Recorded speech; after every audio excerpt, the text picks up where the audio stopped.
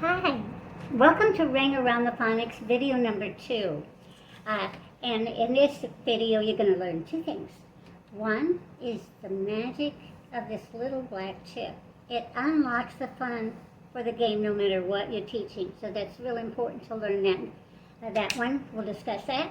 And the second thing is that we're going to talk about how to help children using the game, to help children who are know their phonics sounds but they're struggling with reading.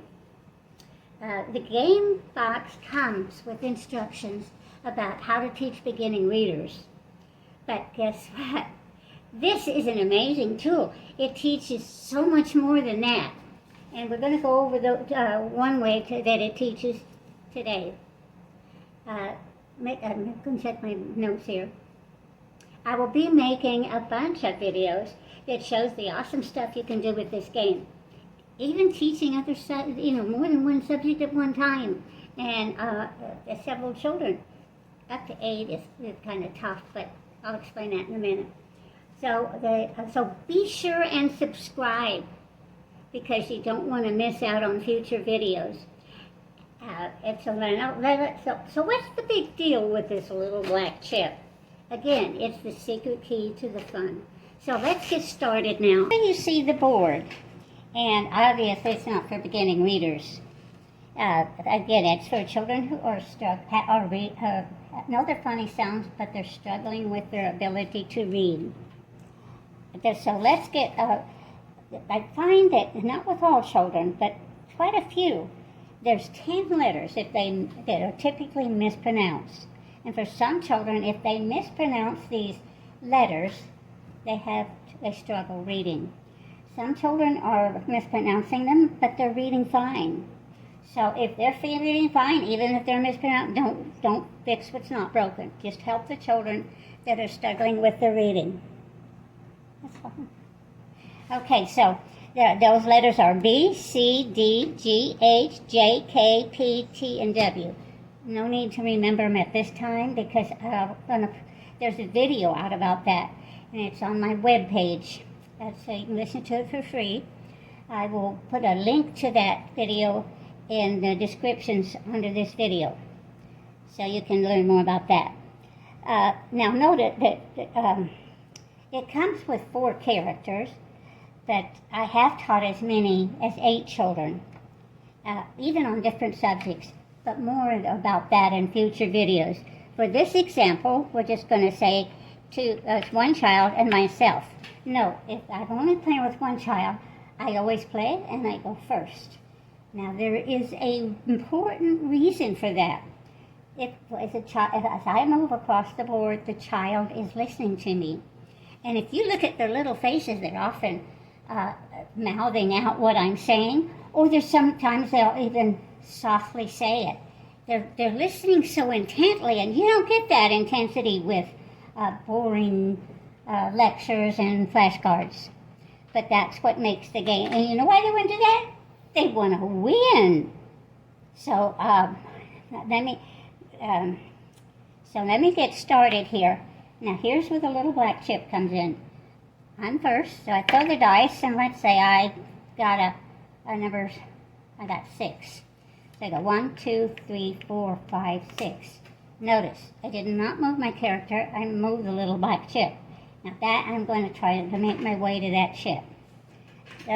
So I started with my character. I say, that's D, and it says D. Notice I did not say da. The correct way I want to teach this child is D. And again, you can see that video explain that in more detail.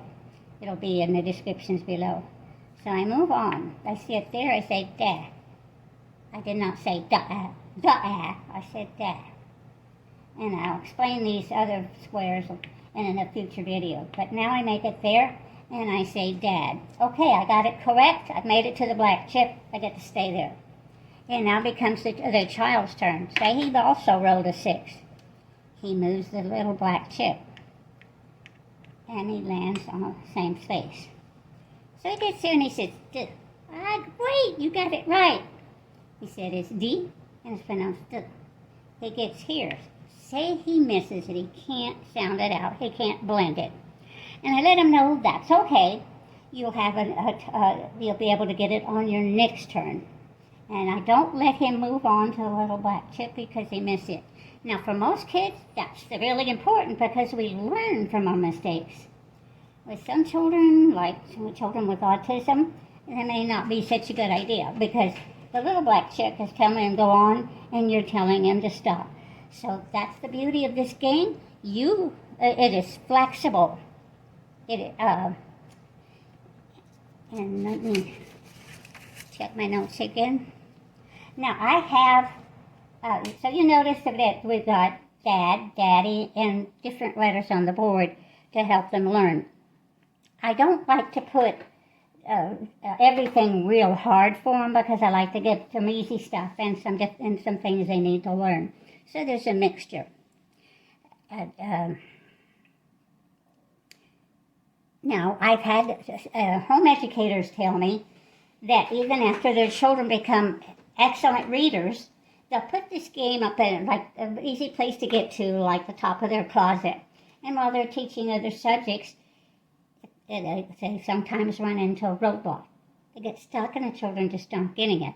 They said they'll pull out this game and teach that other subject with the board, and just the fun and the focusing and wanting to win, it often gets them past that roadblock. But more about that in the future. And by the way, I personally taught sixth graders up through sixth grade on this, kindergarten through sixth grade. So I don't know if the older children can use it, how far you can take it. But if you've used it for older children, let us know in the comments. Also, if you found creative ways to use this game, again, share it in the comments. Let other people know because it helps other children. Oh, and there's one more exciting and just heartwarming story I want to tell you. It's true. I was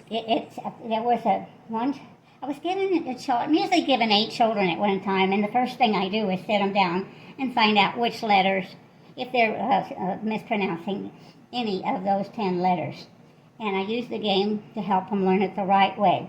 Well, there was this one little girl, and she knew all her phonic sounds except the letter W. She was saying "wa," so she couldn't sound out when. She was saying "wa-en," and she just couldn't get it. And so books were freaking her out.